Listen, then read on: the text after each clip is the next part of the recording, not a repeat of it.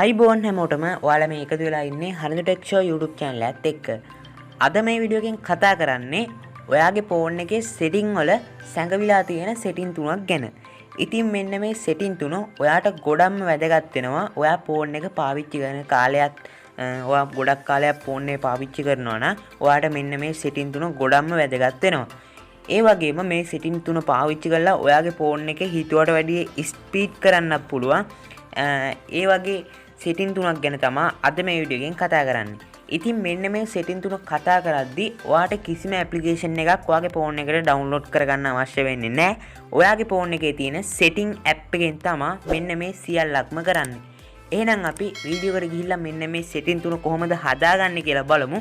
ඊට කලින් මතක් කරනවා තවමත් channel එකට අලුත් කෙනා subscribe කරන්න notification bell එකත් all එක දාගත්තොත් මේ වගේ වීඩියෝ දාපු ගමන් notification එකක් ගෙන්න ගන්න පුළුවන්.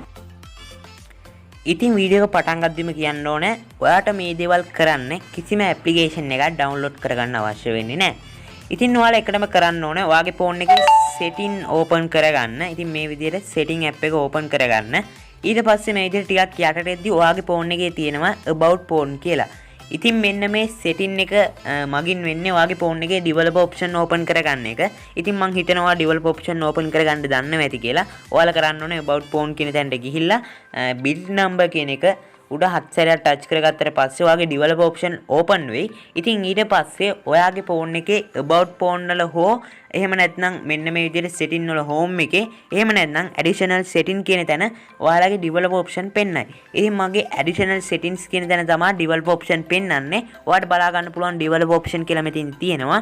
මෙන්න මෙතන ඔයාලා ටච් කරගන්න ඕනේ. ඊට පස්සේ ඔයාලා මේ developer option කියන තැන tick mark එක ලබා දීලා ඔයාලා මේ විදිහට ටිකක් පල්ලෙහාට එන්න. පල්ලෙහාට එද්දි ඔයාට බලා ගන්න පුළුවන් OEM unlock කියලා. ඉතින් මෙන්න මේ setting එකෙන් වෙන්නේ ෆෝන් එක reset කරලා ආයෙ ෆෝන් එක setup කරද්දි email එකයි password එකයි ඉල්ලනවා. ඉතින් මෙන්න මේ email එකයි password එකයි ඔයාට කොයි වෙලේ හරි අමතක වුණොත් ඔයාට මේ ෆෝන් එක setup කරගන්න ඔයාට එක්ක ෆෝන් repair කරන කඩේකට shop එකකට යන්න වෙනවා.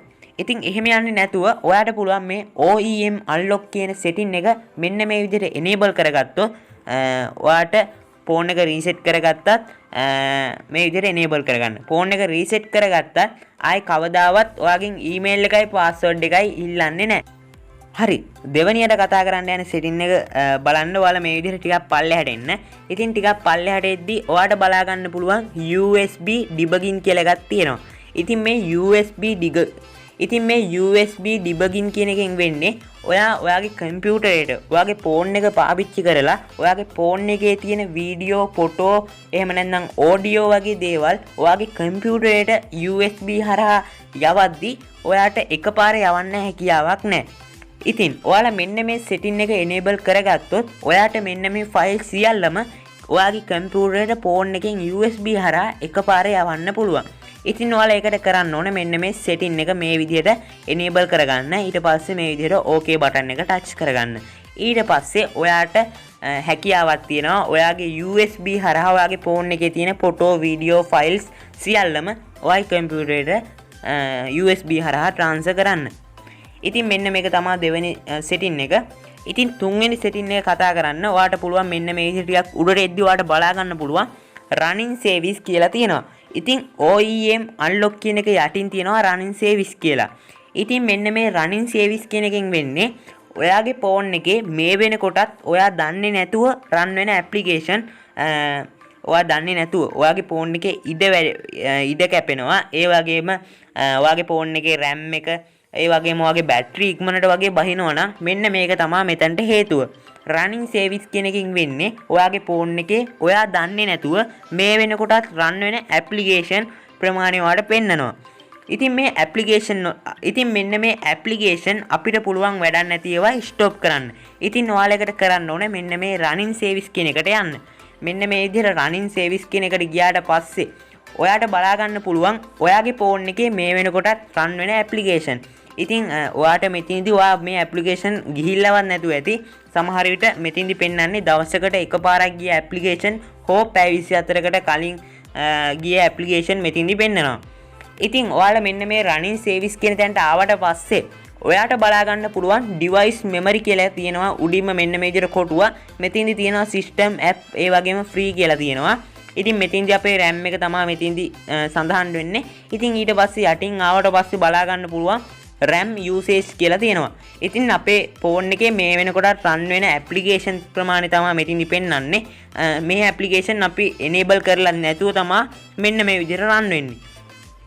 ඉතින් මෙතනදී ඔයාලා සැලකිලිමත් වෙන්න ඕන දෙයක් තමයි මෙන්න මේ වැඩක් නැති application. ඒ කියන්නේ ඔයාගේ ෆෝන් එකේ තියෙනවා setting ඒ වගේම system battery Android system මෙන්න මේ විදිහට ගොඩක් ඒවා තියෙනවා. ඉතින් මෙන්න මේවා ඔයාලා stop කරන්න යන්න එපා. ඉතින් මෙතින්දි ඔයාලට බලා ගන්න පුළුවන් දැන් වැඩක් නැති දෙයක් තමයි මේ clock කියන එක. ඉතින් ඔයාලා මේ clock කියන එක touch කරලා මෙතන stop කියන එක උඩ touch කරලා okay කරන්න. ඊට පස්සේ මෙතින් clock එක අයින් වෙනවා. ඉතින් මෙන්න මේ විදිහට ඔයාට පුළුවන් කැමරා එක අයින් කරගන්න. ඉතින් ඔයාලට කැමරා එකක් වැඩක් නැත්නම් මේ විදිහට කැමරා එකත් stop කරලා okay කරගන්න. මෙන්න මේ විදිහට ඔයාට වැඩක් නැතිව විතර අයින් කරගන්න. මෙතන තියෙන ඔක්කොම අයින් කරන්න. ඉතින් මෙන්න මේ setting තුන ගැන තමයි අද මම මේ වීඩියෝ එකෙන් කතා කරන්න ඕනේ කියලා හිතුනේ. ඉතින් මේ වීඩියෝ එකේදී ඔයාට ගොඩක්ම වැදගත් setting තුනක් ගැන තමයි කතා කරේ. ඉතින් මෙන්න මේක වලින් වෙන දේවල් ඔයාට ගොඩක්ම වැදගත් දේවල්. ඒ නිසා තමයි වීඩියෝ එකෙන් කතා කරේ. වීඩියෝ එක හොඳ නම් like එකක් දාන්න. ඔයා අලුත් දේවල් ගැන ඉගෙන ගත්තා නම් වීඩියෝ එක පල්ලෙහෙන් comment එකක් දාන්න.